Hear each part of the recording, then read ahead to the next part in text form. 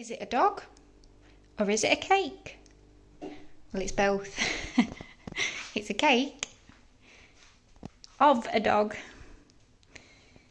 I've used the Molly Creature Creator to make this one, which if you look up, she does two moulds, a laying down mould and a sitting or standing mould, and you can create more or less any animal, figure, anything that sort of stands up without having to use internal structure, which saves on the cost and the faff.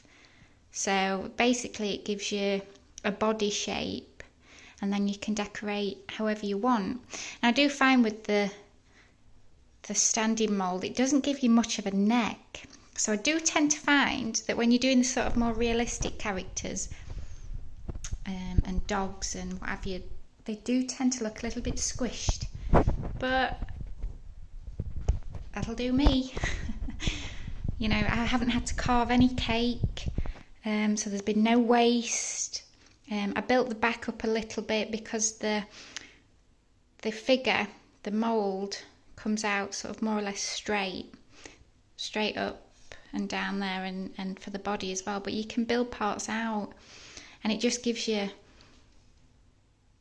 the main frame, as I say, without having to carve loads of cake away, having to put an internal structure. So basically you can just cut straight through the poor thing and it's all cake inside. So this was my first time with using the mould, and I'm quite pleased with how it's turned out. Cute little doggy on his little blanket. So yeah, there we are, a little pooch. I don't know if I'd be able to bring myself to cut him.